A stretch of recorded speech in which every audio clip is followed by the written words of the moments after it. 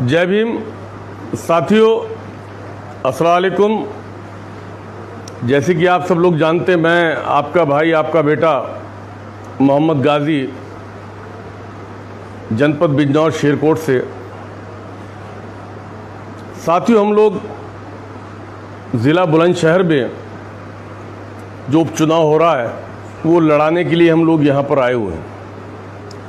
और मुझे आज तकरीबन 15 दिन हो गए हैं बुलंदशहर में रहते हुए। पहली मर्तबा ये मौका मिला कि बुलंदशहर की गलियों में हम लोग घूमें, यहाँ के लोगों से रूबरू हुए। साथियों, बहुत खुशी की बात यह है कि जिस तरह से जो जन समर्थन हमारी पार्टी के हक़ में, आज़ाद समाज पार्टी के हक़ में यहाँ की आवाम ने दिखाने का काम किया है, जो यकीन यहाँ की आवाम ने भाई चंद्रशेखर साहब के ऊपर कायम किया है, मुझे उम्मीद है साथियों कि इस ताकत, इस क़ुव्वत और ये जो भीड़ है लोगों की, ये देखते लगता है कि इंशाल्लाह हम लोग यहाँ से चुनाव जीतेंगे और बड़ी तादाद में हम लोग वोट लेकर यहाँ से इंशाल्लाह जीत हासिल करेंगे। मैं आज ख़ासकर बुलंदशहर के लोगों से कहना चाहता हूँ, जो यहाँ की आवाम है, वो चाहे किसी भी मज़हब के मानने वाले हों, वो चाहे दलित हो, चाहे मुसलमान हो, चाहे पिछड़ा वर्ग के लोग हों, या फिर किसी और मज़हब से ताल्लुक़ रखने वाले लोग हों।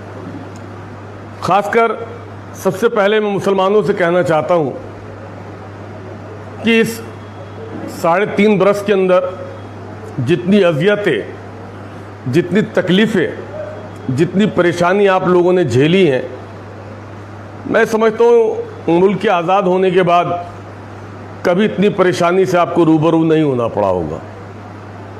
साथियों, आलम यह है कि एक इज़्ज़तदार आदमी को कॉलर पकड़ के खींच के थाने में बंद कर दिया जाता है, और अफसोस की बात यह है कि कोई पैरवी करने वाला थाने जाने की हिम्मत नहीं करता है। ये कमी किसी नेता की नहीं है, किसी पार्टी की नहीं है, बल्कि ये कमी आप लोगों की है कि आपने अपनी जो आपकी बड़ी तादाद है वोटों की, उसको बांटने का काम कर दिया। उस वोट को छोटी छोटी जगह पे आपने तकसीम करने का काम कर दिया। उसका नतीजा ये हुआ कि भाजपा जीत गई और आप लोग हार गए। साथियों, इस उपचुनाव में ना तो कोई सरकार बननी है, ना कोई सरकार बिगड़नी है।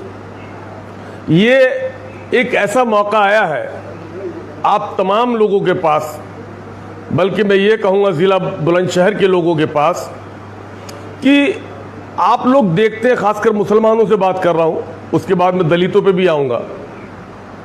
आप लोगों ने देखा एनआरसी का मामला चला, और हमारी पूरी कौम ने जिन नेताओं को, जिन सियासी तंजीमों को बड़ी तादाद में वोट देने का काम किया, वो कहीं दिखाई दिए? कोई एक नेता का नाम बताइए जो आपकी हिफाजत में या आपकी शहादत में आपके बराबर में खड़ा होने का काम किया हो।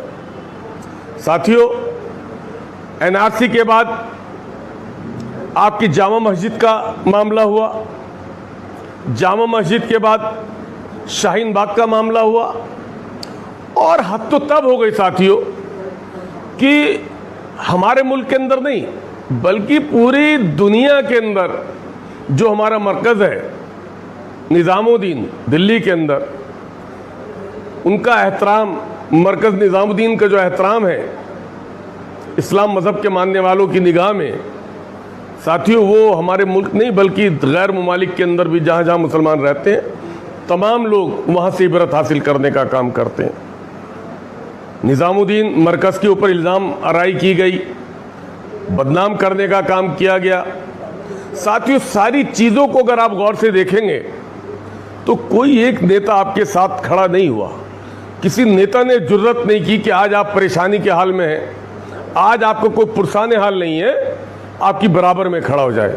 साथियों, मैं दाद देना चाहूँगा उस नौजवान की, उस अपने नेता की जिसको मैंने दिल से तस्लीम किया है, भाई चंद्रशेखर आज़ाद की कि उन्होंने मरकज निज़ामुद्दीन के लिए खुलकर कहा और अड़ गए, अपने कहने पर खड़े हो गए कि आप निज़ामुद्दीन मरकज के बारे में एक लफ्ज़ गलत नहीं कह सकते। साथियों, ये काम किन लोगों का था जो चंद्रशेखर जी ने किया? ये काम उन लोगों का था, मैं किसी सियासी पार्टी का नाम नहीं लेना चाहता, जिन लोगों को आप लोगों ने 100% वोट देने का काम किया। जामा मस्जिद के ऊपर आप लोग देख लीजिए, भाई चंद्रशेखर आज़ाद ने जेल जाना मंजूर किया, लेकिन आपकी हक की लड़ाई के लिए उन्होंने झुकना मंजूर नहीं किया। शाहीन बाग आप लोग देख लीजिए, आपके शाना बशाना कांधे से कांधा मिलाकर भाई चंद्रशेखर आज़ाद ने आपकी लड़ाई को लड़ने का काम किया। साथियों, जो नेता हमारे